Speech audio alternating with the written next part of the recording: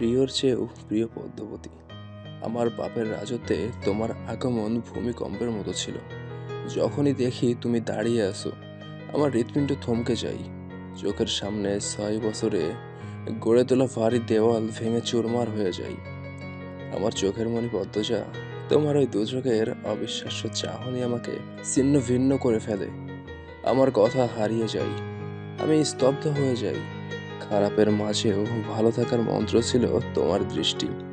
সেই দৃষ্টিতে যখন ঘৃণা দেখতে পাই, আমার বুক পুড়ে যায়, আমার মস্তিষ্ক ফেটে যায়। তোমার আহত মুখশ্রী দেখে আমার শরীরের চামড়া ঝলসে যায়। তোমার চোখের জল দেখে সমুদ্র আছড়ে পড়ে মাথার ওপর। আমার মিথ্যাচার, আমার প্রতারণা তোমাকে কষ্টের ভুবনে ছুঁড়ে ফেলে।